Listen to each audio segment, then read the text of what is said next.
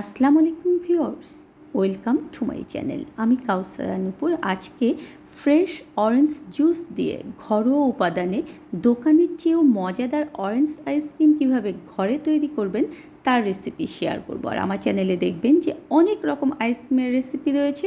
Description বক্সে আমি সমস্ত কিছু লিঙ্ক দিয়ে দেব। আর আমার এই রেসিপিগুলো যদি আপনাদের ভালো লাগে তাহলে প্লিজ আমার চ্যানেলটা সাবস্ক্রাইব করে পাশের যে বেল আইকনটি রয়েছে সেটা বাজিয়ে দেবেন। আসুন দেখে নিই। এখানে আমি আজকে যে অরেঞ্জ আইসক্রিমটা তৈরি করব তার জন্য ফার্স্ট আমার লাগবে হচ্ছে হুইপড ক্রিম। আজকে আমি ভিভো হুইপড ক্রিম দিয়ে আপনাদেরকে করে দেখাবো। আর আমার লাগবে হচ্ছে অরেঞ্জ। এখন এই হুইপড ক্রিমটা খোলার পদ্ধতি এবং সংরক্ষণ পদ্ধতি আমি আমার ভ্যানিলা আইসক্রিমে দেখিয়ে দিয়েছি।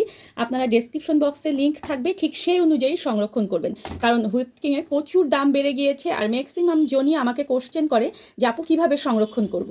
ভুল পদ্ধতিতে যখন আমরা সংরক্ষণ করি তখন কিন্তু দেখা যায় যে আমাদের ক্রিমটা নষ্ট হয়ে যায়। তাই অবশ্যই কিন্তু সঠিক পদ্ধতিতে আমাদেরকে সংরক্ষণ করতে হবে। আমি আজকে এখানে মেজারমেন্ট কাপ দিয়ে মেপে দেখুন যে 1 কাপ পরিমাণ হুইপ ক্রিম নিয়ে নিচ্ছি। আর একটা বড় বোলে নেওয়ার চেষ্টা করবেন যেখানে আপনার বিট করতে অনেক সুবিধা হবে। এই ক্রিমটাকে আমাদের ডিপ ফ্রিজে রাখতে হবে 1 ঘন্টার জন্য। আর এখানে আমার লাগবে অরেঞ্জটাকে আমার জুস করতে হবে।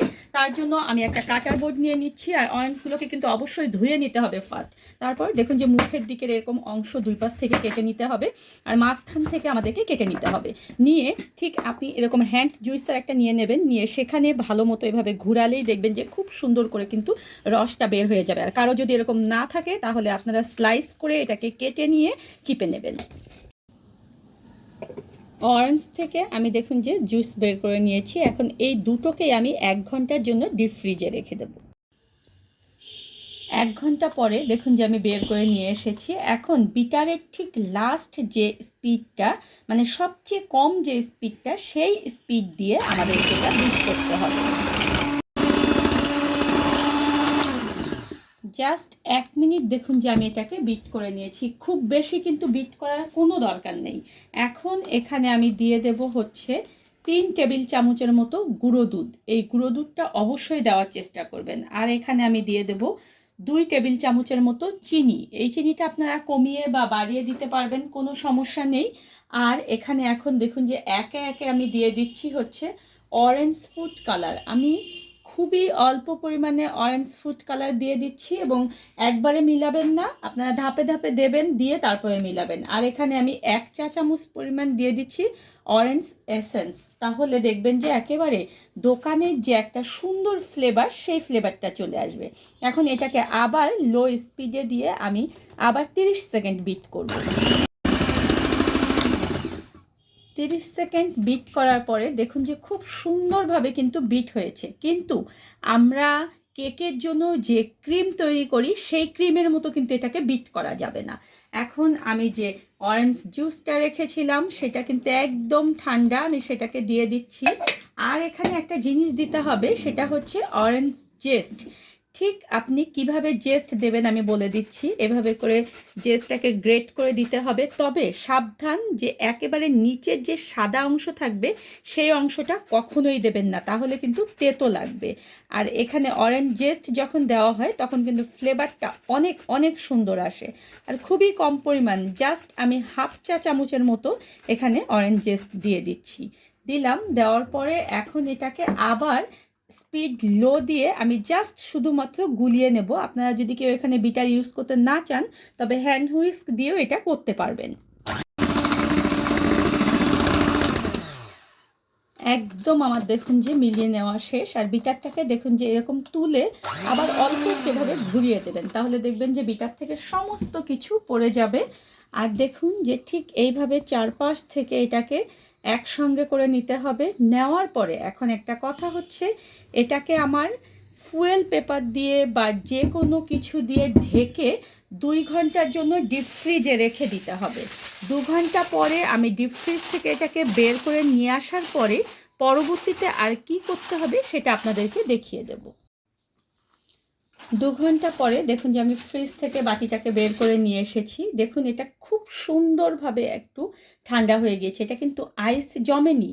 তবে এই অবস্থায় বিটার দিয়ে আবার লো স্পিডে এটাকে আমি জাস্ট 30 সেকেন্ড বিট করব। আর এই যে বিট করছি এটাকে বলে হচ্ছে আইস ব্রেক।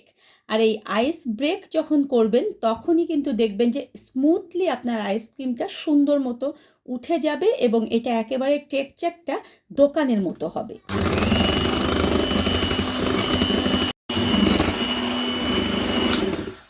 30 সেকেন্ডের বেশি কিন্তু এটা কখনোই করা যাবে না। আর এখানে একটা কথা বলে রাখি যে এই অবস্থায় আপনি যে আইস ব্রেকটা করলেন, এই আইস ব্রেক করার সময় কিন্তু আপনার বিটারের স্পিডটা একেবারে লোতেই থাকবে। মানে পুরো আইসক্রিমটা কিন্তু আমরা লোতে রেখেই করলাম। আর অনেকেই যে ভুলটা করেন যে পুরোটাই আপনারা দেখা যায় যে হাই স্পিড দিয়ে করেন। এখন যে পাত্রে আপনি আইসক্রিমটা রাখতে চান ঠিক সেই পাত্রে পুরোটা আইসক্রিমের যে ব্যাটার সেটা দিয়ে দিতে হবে।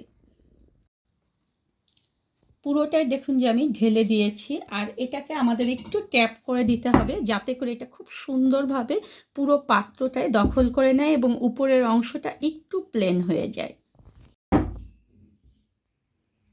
এখন যে ফয়েল পেপারটা দিয়ে আমি বাটিটা ঢেকে রেখেছিলাম ঠিক সেটা দিয়ে এই বাটিটাকেও আমি ঢেকে দেব। এতে করে এখানে কোনো এয়ার ঢুকবে না বা এয়ার বের হবে না।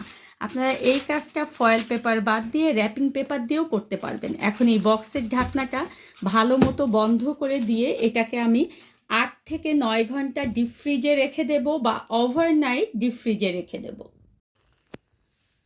সারা রাত ফ্রিজে রাখার পরে এখন আমরা এটাকে খুলে নিচ্ছি আর দেখব যেটা আসলে কতটা পারফেক্ট হয়েছে। ঠিক দেখুন যেটা এতটা সুন্দর হয়েছে, দেখতে পাচ্ছেন? এখন আমরা তুলে দেখব যেটা আসলে কতটা পারফেক্ট। আইস স্কুপ দিয়ে খুব সুন্দরভাবে দেখুন যে এটা উঠে আসছে, আর এটা কিন্তু এতটা পারফেক্ট, দেখেছেন কি সুন্দরভাবে উঠে আসছে।